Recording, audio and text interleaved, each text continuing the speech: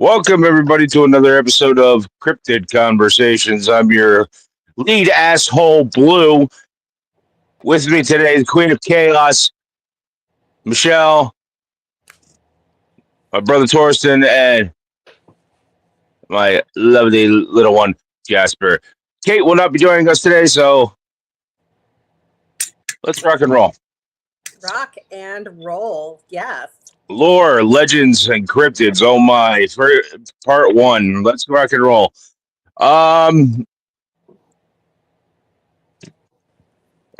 If we want to get into a little bit of banter first, I'd rather do that. Let's do it. So, can we talk about the dead elephant in the room? What? The three people that we've lost this week from the mortal coil. Oh yeah, let's do that. Yeah. This has been a week. Like, I'm sorry. I basically watched the 1980s fucking die in 1 week. So Malcolm Jamal Warner, way too soon. Yep. Hey Seth, welcome in. Welcome in. Ozzy, my heart is breaking. Legend. Hulk Hogan, it wasn't really that big of a deal. I wasn't really into him. But Chuck Mangione. Yeah, I'm not into his politics, but exactly. But still a sad day in wrestling history. But Chuck Mangione, like, we lost 4 big ones just in the last 6 days. Was it 6? 6 people. Who are the other 2 that I missed? I'm sure Seth's gonna tell us. Seth. Oh yeah, he's been waiting. He's been like texting me. Are you guys okay? Why isn't this dirty yet? Just give me a minute. Seth, who was it? Who do we have? It was a rough wake up there, Seth. That's why. I only woke up like 10 minutes ago. By the way, Seth's got a new nickname too. Beardo? He's Sethosaurus Rex. Ah. Yes. I'm getting my new thing is giving people nicknames that they don't ask for. So I have another friend that I've been calling Chris The guitarist. Oh, the guitarist of Golden Earrings. Yep. And some lady. Betty Costa. That's right. Yeah, she's gone. Chuck Mangione, Anne Burrell, Ozzy Osbourne, Malcolm Jamal Warner, and Hulk Hogan. Yeah. That's who's gone this week. It's been a damn year for it. Well, yeah, that it has. Got stabbed in the feels today. That's how it feels. Check who? He was a jazz musician. He did yeah, that one. He was my trumpet mentor. He also played the flugelhorn. Oh my goodness! He died the same day as Hulk Hogan. And hi, by the way. That one. Hi, welcome back. Right in the feels, right there.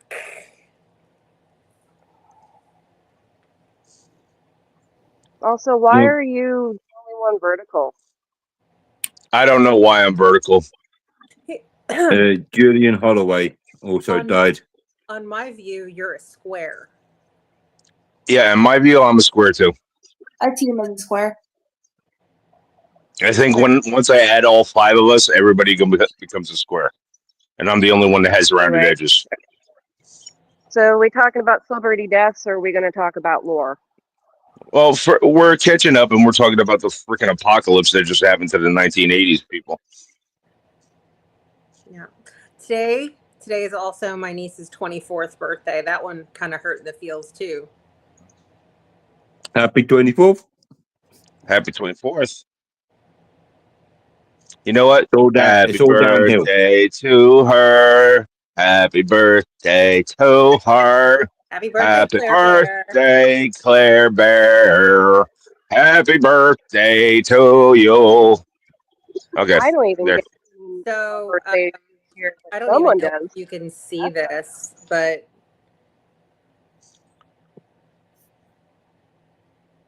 that's my bear.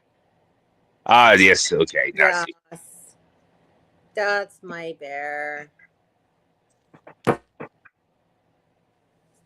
Anyway. Okay. Anybody else have any traumatizing events besides these deaths happened to them this week? Yeah, I lost my cat for about 48 hours. Where did Cave go? Just No, gone? not Kate. Not Kate. I lost Cave Kitty. Cave. I said Cave. Where did Cave go? Oh, I thought you said Kate. Yeah, I heard Kate too. Yeah, I heard Kate too. Anybody else here heard Kate? Anybody? I said Cave. See, Torsten heard Kate. I heard Kate. Whatever. I said what I said. Okay. Well, I lost Cave Kitty for about 48 hours, and I have a theory on it. Since cats are trying to take over the world, there used to be an old Tom that like ran my area. He was big. He was white. He had this real dark spiral tail, and like when he like walked through the neighborhood, all the other cats like would stop because he must have been like the king of the wild kitties out here. But I think every year, because she disappears every year for 2 days during the summer. So my theory is that they all get together, all the cats get together, and they prowl around the area, and it takes 2 days to do his entire area, his entire zone, and then they loot. I think I just want to go with Go cat back home. teleportation. I mean, she could do that too. Yeah.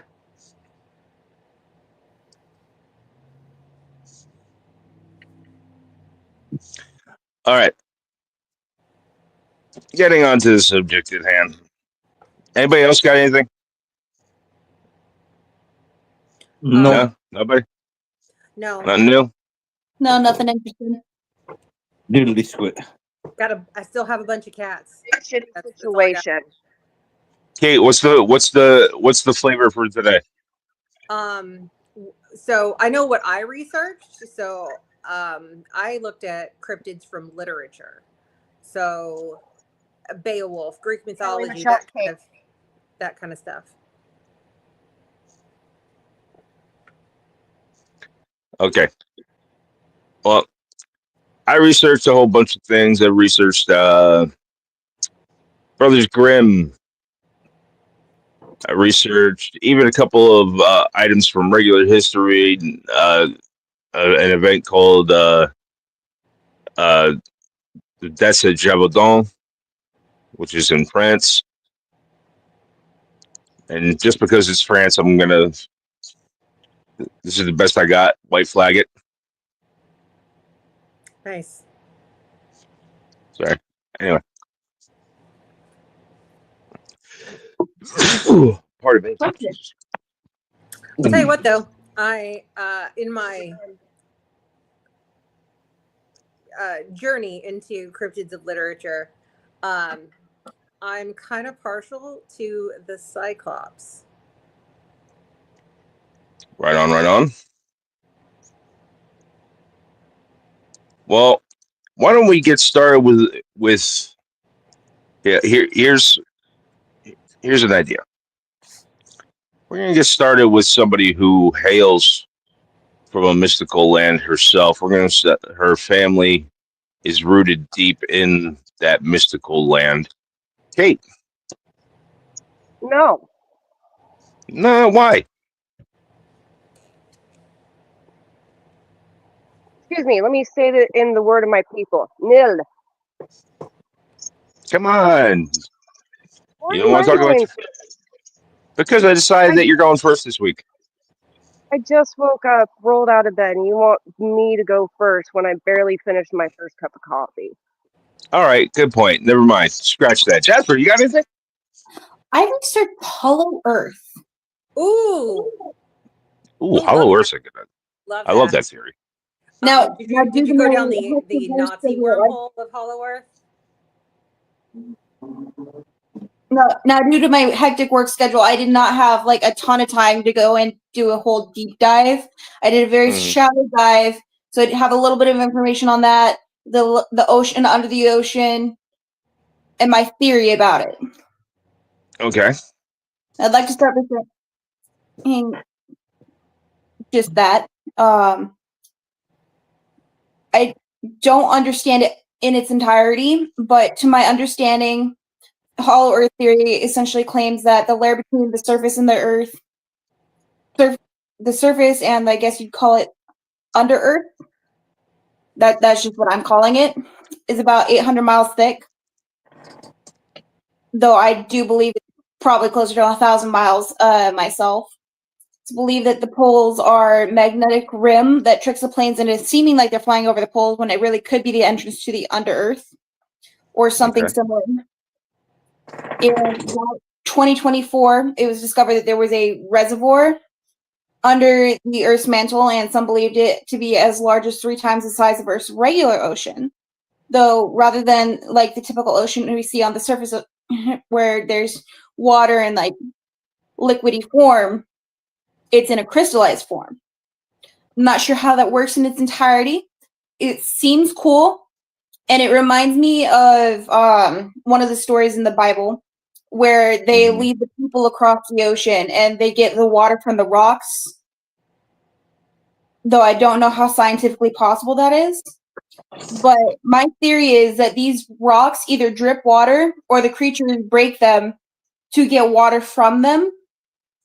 And that is how all sorts of creatures come to survive down there, be they dinosaur, dragon, fae, or even reptilian cryptid. humanoids.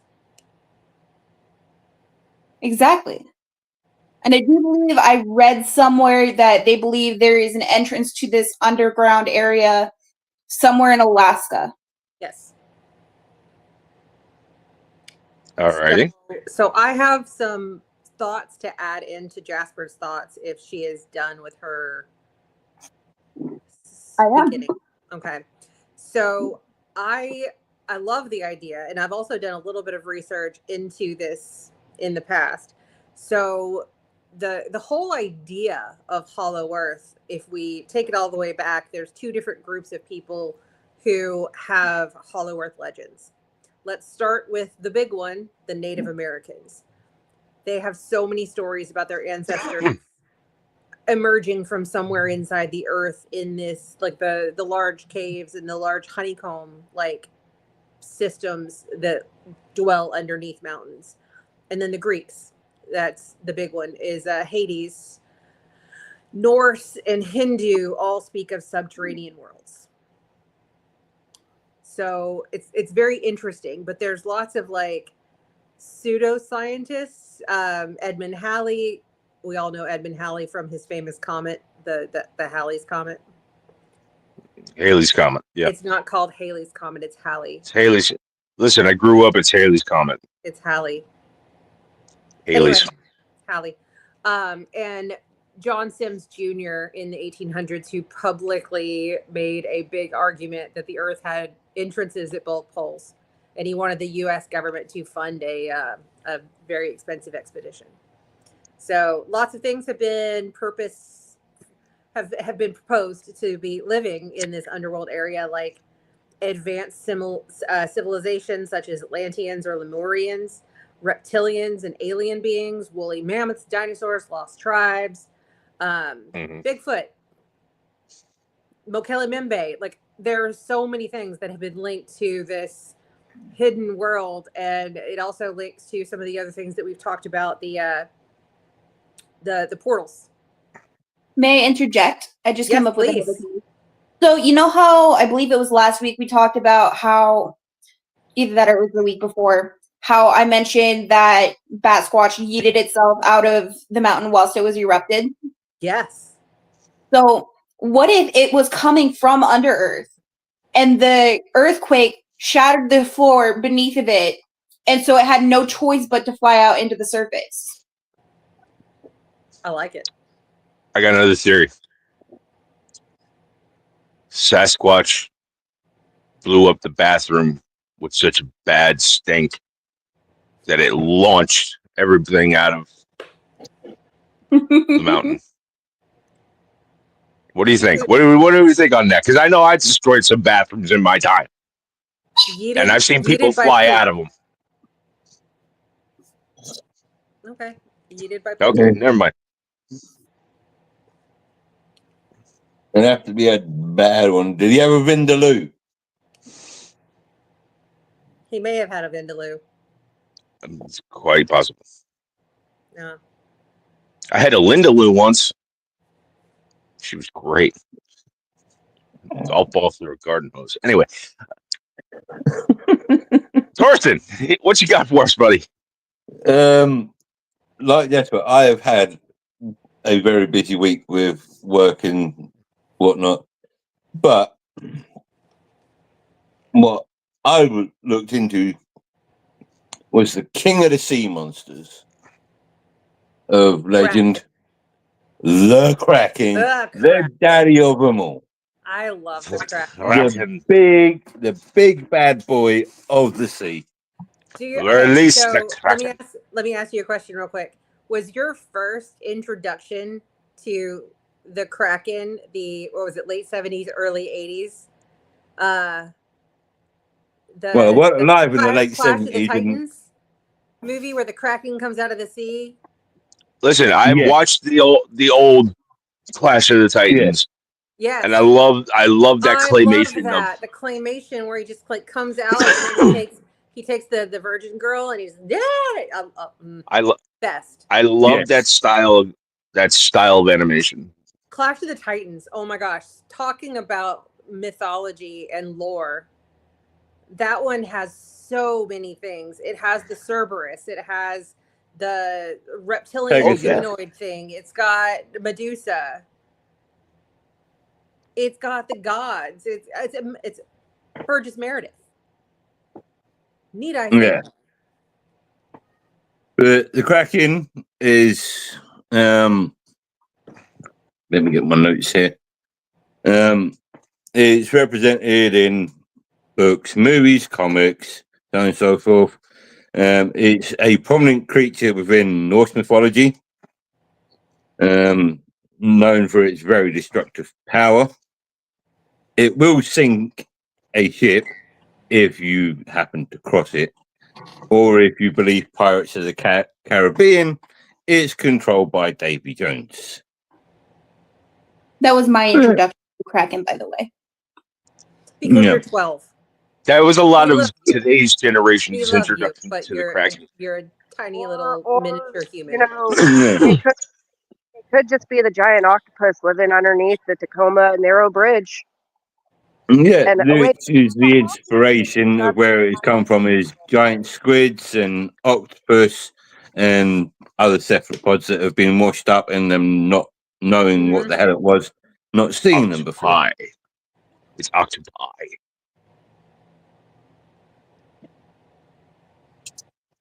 Sorry, I'm being facetious. Anyway, go ahead. I'll facetious my foot up your ass. I love when you talk dirty. Me? Do I think the Kraken was real? He just skipped right over that. 27 minutes to go from nothing to talking dirty. Yeah, well, you can take one of them. Yes, for me, do I believe that the Kraken exists? Yes. And I believe it resides in the Bermuda Triangle. That tracks. Oh, I love anything. I think that is its home.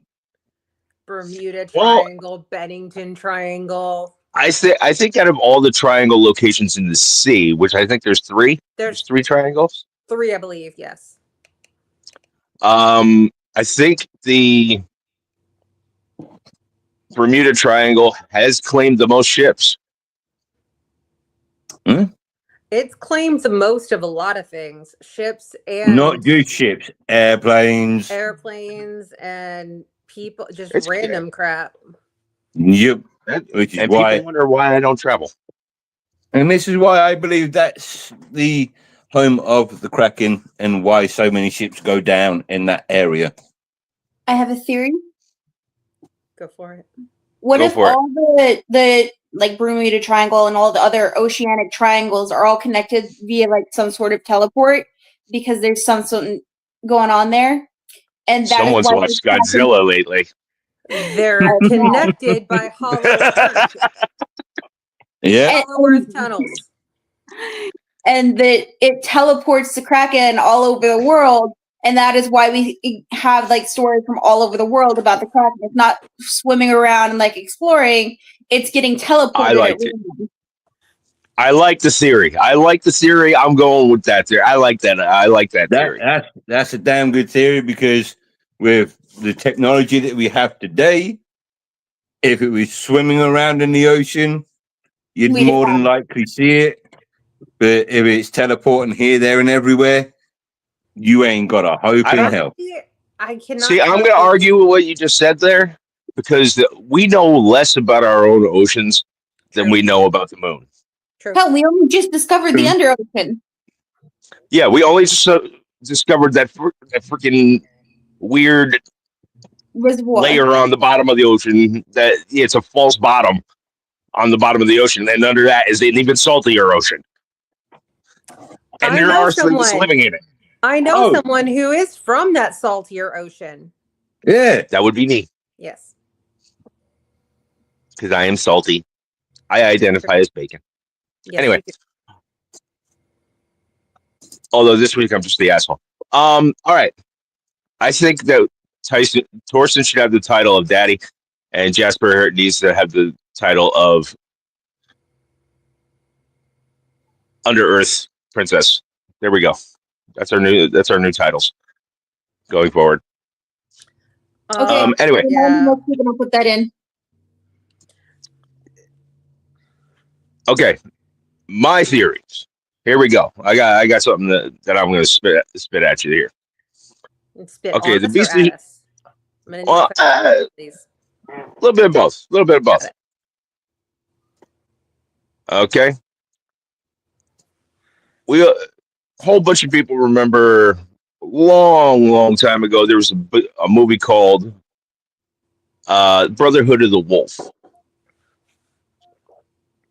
Okay, and it was very loosely based on the killings and unalivings of women and children in the Gévaudan region of France.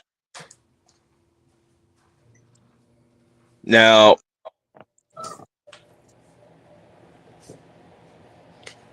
are you referring to the Beast of Gévaudan?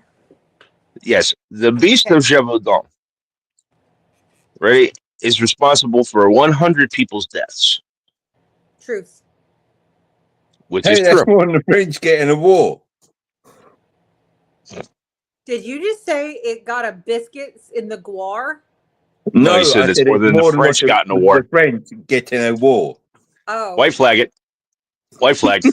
Anyway. I heard biscuits in guar. I'm sorry. Like. He's dunking on the French. That's what's going on. Got it. Now I want biscuits. God damn it. I didn't hear anything. It was all gibberish. God damn it. Now I want Cracker Barrel. You've got plenty of cats. I'm sure one of them would be happy to make you biscuits. Speaking of Cracker Barrel, I went to Cracker Barrel this week. I can make so much better than Cracker Barrel. So, I just want biscuits and gravy. That's what made me a man. So that's funny that you said that because my friend that and Linda Lou. I've called. I've started calling my friend Chris at work. Chris gets in gravy. Or the mighty Mississippi. He doesn't like the mighty Mississippi. That's funny. All right, getting back to my topic here. No. The exact nature of the Beast of Gévaudan was never known. To this day, it's still unknown. Well, some believe it was a large wolf or a wolf dog hybrid, but the descriptions of said beast were something more akin to something that had never been seen. It had a thicker neck. It had a much larger body frame. It also had a much longer neck than most wolves. So what is this creature? What could it have been? And I'm going to say this. My personal opinion is we saw the last of a dying breed of wolf in Gévaudan, France, because it quite possibly could have been an undiscovered species of dire-like I dire knew you were wolves, going to say dire-like wolves that lived in the area. He said dire wolf. That Mom heard because of the fact that it can't find a mate, it's frustrated, it's pissed off, it wants to get laid. Guess what? It's just going to start taking women and children because it's mad. Because women and children are easy. But if you look at the way that the women and children were murdered, they were murdered through the bites to the neck, bites to the head. I need to. So you're saying that the beast of Gévaudan was an incel wolf? Yeah. Or It's horny. it's horny. Anyway, or the beast of Gévaudan was something completely different from a wolf. It could have been, as some accounts put it, as it might have been an escaped hyena from somebody's menagerie, somebody's collection. Because there were nobles in the area that did go hunting in Africa. The French had a foothold there. So what if one of these French aristocrats brought back a couple of specimens of animals from his hunt on the African continent to keep in his own personal menagerie of animals that he wanted to have alive, and then boom. Okay, so I want to pepper in some historic references here. So Go for it. Beast of Gévaudan was South Central France, 1764 to 67. So it was a very short period of time. So less than 4 years. Over 100 people, mostly women and children, often decapitated or partially eaten. So there were a handful of sightings where people said they saw the thing, and it was described as wolf-like but much larger, red fur with a long tail and black stripe down the middle of its back. Some said it walked upright, had a chest like a horse, and possibly bulletproof. I know what it is. What do you know? It's a hairy Highlander. Oh my God! Yes, you're 100% right. So here we are, born to be hold on, I'm not done. Sorry. The King of France sent professional hunters, troops, to go and hunt this thing down. There were 2 beasts that were captured and killed, but the attacks continued. Several theories have been posited through the years. The theory with the most power behind it is it's an oversized wolf or wolf dog hybrid. Candy, welcome in. Second is that it was an escaped exotic animal. So Blue, right with you on that one. And the third, which is if you're looking at Occam's razor, the most reasonable serial killer, random serial killer, just out there killing people, whatever. But that's like or some sort of werewolf or demonic cryptid. I like that idea. And its home is under earth. Yeah, and that is why it's not been spotted in so long. Which is why it was never actually caught. I believe the guy who said he killed the beast lied, because he was bitten by the beast twice, became the beast, moved here to the States, and lives up in the Pacific Northwest under an assumed name.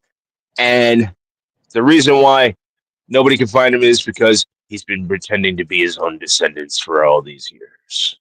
I like where you're going with that.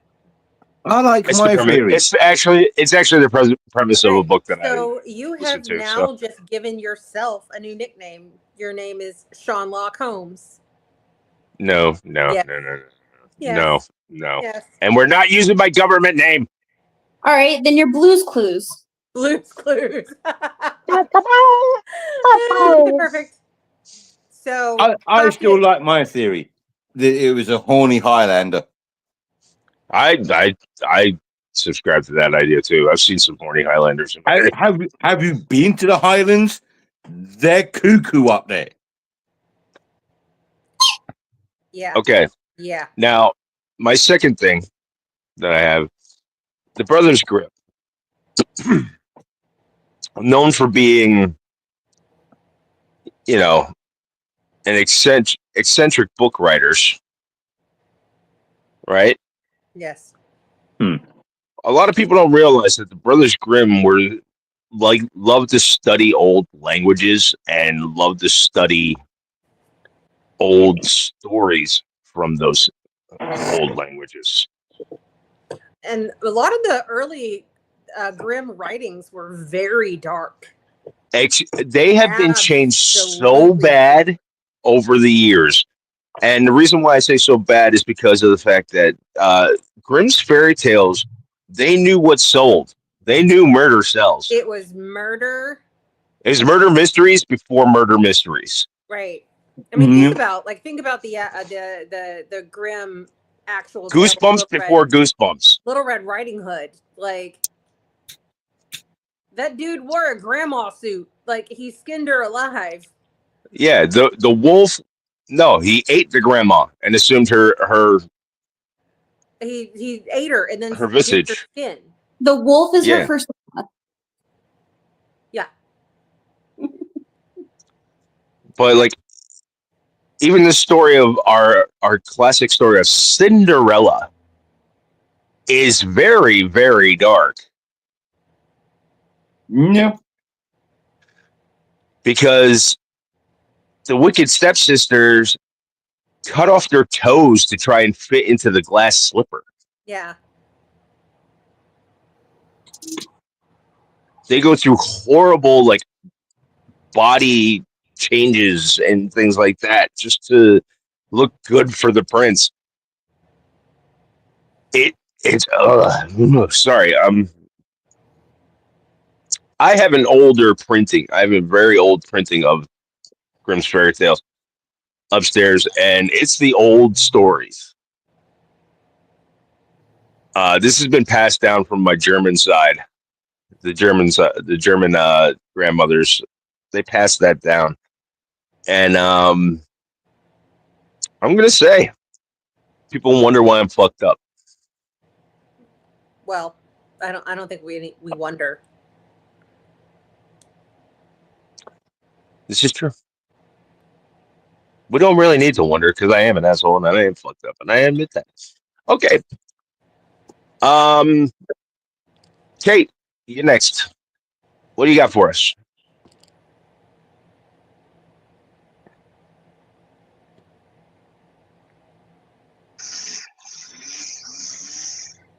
There's someone that's doing weed whacking in the background. Save me. Okay, we'll save you for last. Michelle, my bell. What do you got? So, I am an avid reader. I love my collection of many fine leather-bound Would you say? books. Would you say you're voracious?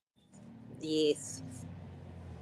I'm a voracious reader. I love to read. I love classic literature, and one of the first ones that came to mind when we started talking about this specific topic was Beowulf, because yes. so I went to we all know that I am an overachiever, so this will not be a surprise, but I went to a magnet high school. Fun Why fact. am I? Huh? That still boggles my mind. What? I missed it. It boggles my mind. Breaking up. Anyway, so I said it boggles my mind.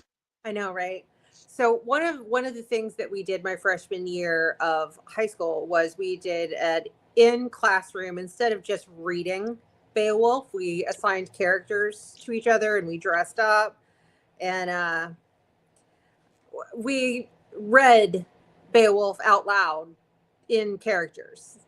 And I've got some really awesome pictures of like us reading this and pretending. But Grendel, the monstrous humanoid, basically the The baddie. troll. Yeah, he's described as a monster, but when you look at the description of what Beowulf actually describes him, he really is possibly a combination of like a Bigfoot with a troll. Hmm. I could see them breeding.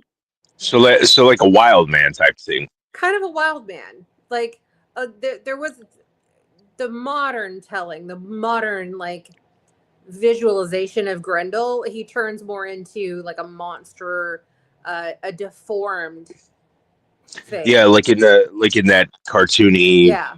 Beowulf movie that they did. But Yeah. There's a better depiction of him. If anybody ever gets a chance to check it out, it's called Beowulf and Grendel. Yeah. And it stars Gerard Butler, which I love. Oh, Gerard Butler. Yeah, absolutely. Yeah, he plays Beowulf. And that story always stuck with me because it's like there's so many different moving pieces to that story, but realistically, the monster is only a monster because he's treated like a monster. Yeah. And it's that whole idea. But so that was the first one that stuck out to me. And the second one, if we're talking through that kind of, legends and lore of literature kind of thing, dragons.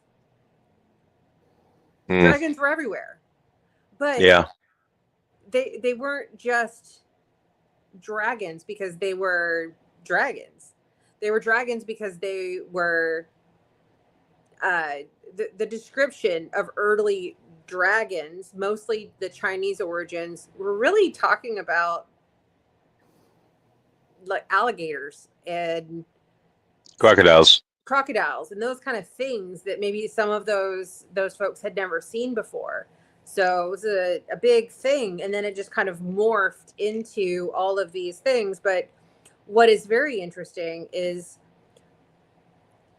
tell me why the description of dragons is the same or similar across uncontacted groups of people that were not in contact at the time when the lore or legend of these dragons were written in their history. Under Earth. I knew you were going to go with that.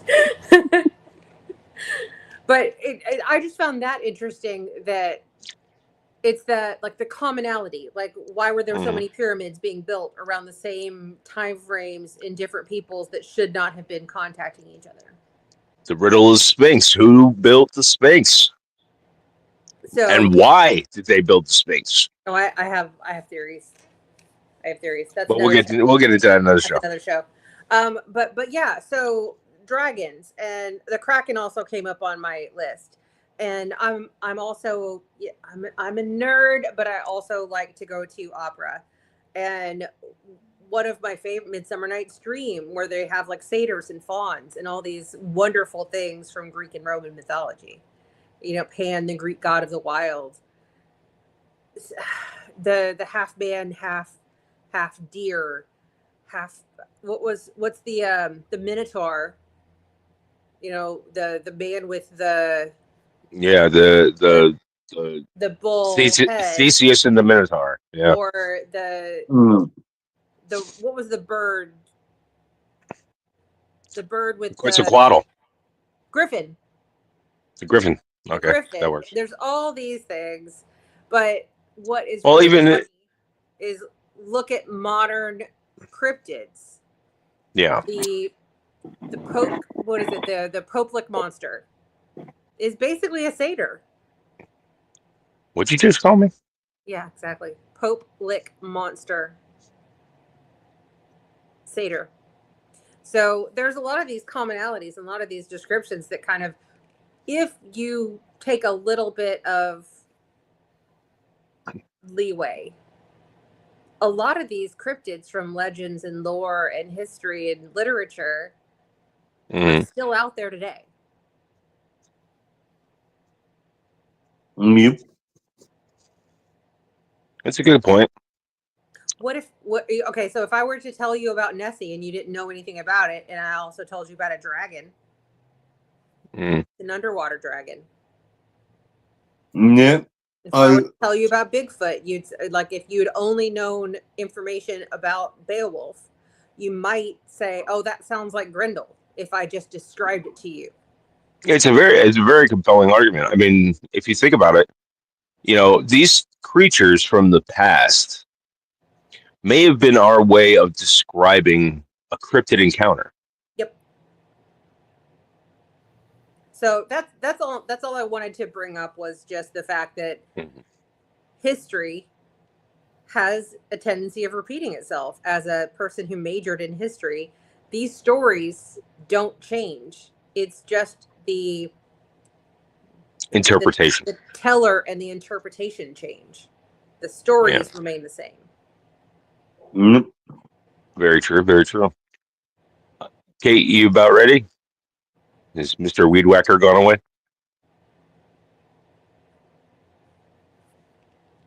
Oh, she said no. Technical difficulties.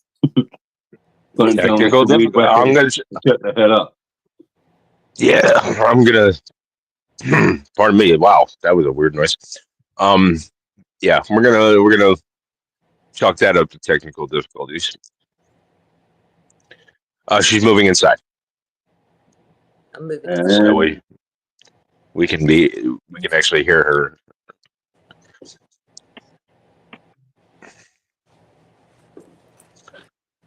But yeah, no, I think that there's something to be said when it comes to myths, legends, lore, whatever you want to call it. Well, the fact that we're still talking about it. We still talk about it to this day, but a lot of us are taught it as it's a cute story or an allegory of this, that, and the other thing. Excuse me.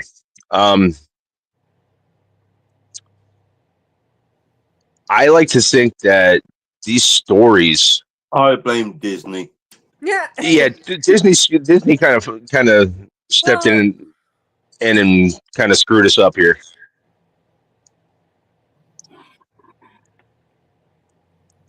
Because the Disneyfication of a lot of Grimm's fairy tales is just horrible. Yeah. And now they're getting their comeuppance because a lot of their IP are now available to the private sector. And you get things like Winnie the Pooh, Blood and Honey.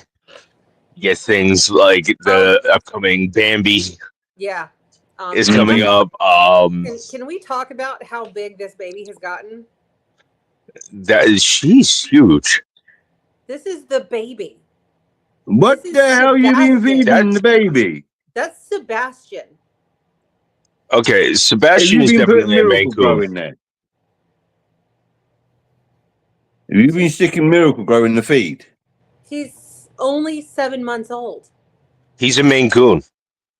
He's got to be. He's also very compliant. He just goes, "All right, cool. We're gonna hang out here." He's a monster. He's a monster. No, he's not. Okay, Kate. We can see you. Can we hear you? Well, I had to unmute myself, but I was just waiting, so. Yay! Okay, Kate, what do you got for us? I know you have something in your family history that you'd like to bring up on this subject. Family history in my blood. These ancestors. And for those that aren't aware, it's very rare to be able to get history from the Emerald Islands, from before Jesus was executed or hung up on the cross, died of a bullshit cause kind of thing. But, The history before Christianity. Yeah, all of that. So it's very rare, especially when it was, kings and queens of Ireland that ruled it. So my ancestors are actually linked to a particular river in Ireland. And Okay. most of all the locations that my family came from of this clan are all located near the River Shannon. It is the longest river in Ireland. And it is basically the story to it. It's a goddess. A goddess who is the granddaughter of Lear, who is the god of oceans. The story is that Sana went to this well to remove whatever taboo or to do whatever taboo, and the well overfilled and started basically flowing out and washed the goddess away. And the river was created. However, Shana is not just a river goddess. She is also a fox goddess. She is the fox goddess. And the thing about foxes in the Celtic mythology, they are fae. I would agree with that. I would agree with that wholeheartedly, just because as somebody who lives in an area that there's a shit ton of foxes, and they're always out at night and running around like crazy. Like, you see them for a second and then they're gone. That's like fairy magic to me. Well, no, here's how they are considered fae. Shana is an ancestor of the royal fae, which are the ones of Anna, the mother of all of these faes. So basically, the High Court, since she was a fox, like the Japanese kitsu, that can transform into a fox or into a maiden, the Celtics also believed that the foxes were able to transform because as the goddess got swept away by the water of the well and turned into the river, as soon as the river was made, there was a maiden with red hair. Then quickly, like a flash, a fox appeared and disappeared. So they can transform, which is fae magic. They can teleport, which is fae magic. They can also move between a certain realm of the living and the dead, which is fae magic. So,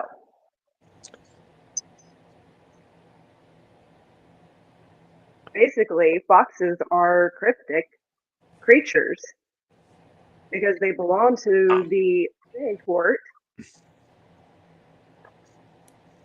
I'm gonna go ahead and agree with you on that. That foxes are cryptic creatures, because I've never seen a fox that wasn't so gosh darn adorable, and you just want to sit there and go, "Oh, you're so cute. I want to play with you." And then all of a sudden, it's in the spot that you were looking at, and then it disappears, and then it's over like 20 yards to your left or right or whatever, and you can't find a dang thing until it pokes its head out and goes, "Nah," and then you're like, "What? Huh?" So I agree with the teleportation of foxes. Fun fact. But 1.25% of the global population is redhead.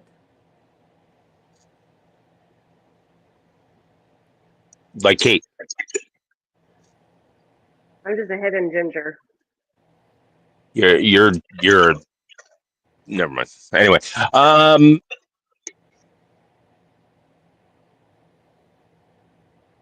Yes, the reason why the reason why my family is linked is because of the name that my family surname came that it was.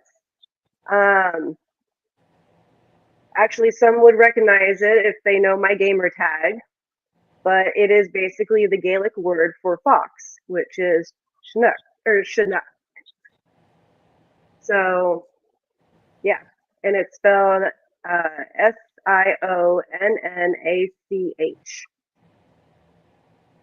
The goddess's name was Sionna. right on, right on. So, See, folks, we're not just a bunch of crazy people who get together to talk about cryptids. We actually learn some shit. and I didn't even have to do research. I just had to do a refresh. You just had to do a refresh on your own family history.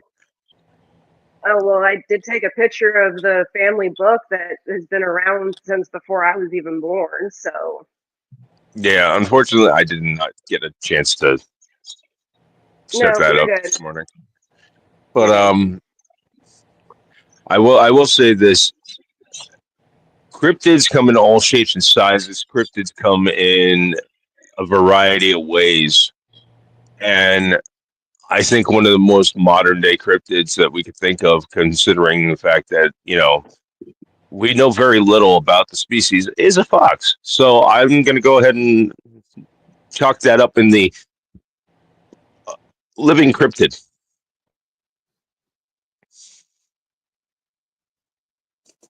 Yep.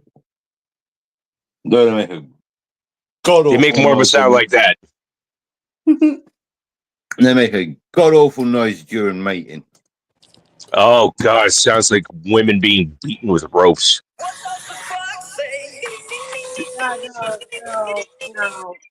No. Turn that off. Turn that off. Turn it off. Turn it off. We don't want to get copyright strike. It was less than 8 seconds. We're good. Okay, good. And Dizzy, it's not silver fox, it's white fox because my hairs are white, not silver. Yes, redheads don't go. You're gray, too they go young to silver. have silver. Okay, so I think we've talked enough about cryptid creatures and lore and mythology for today. But this is going to be a multi-part series of us talking about certain creatures from myths, legends, and lore that we're going to be hitting up on. So join us next week when we hit up on some more cryptids from lore, mythology, and legends.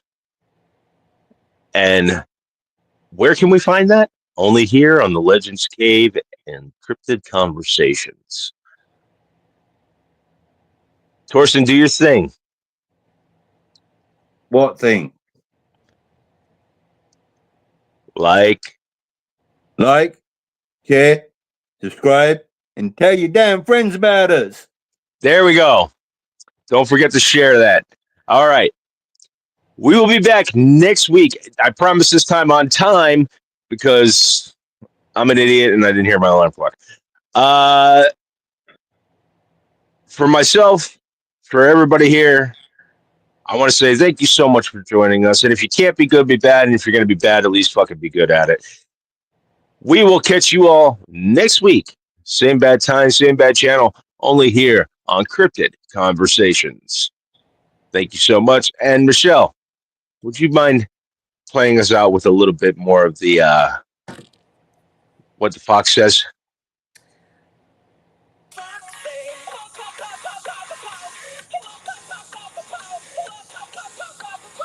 Love you guys.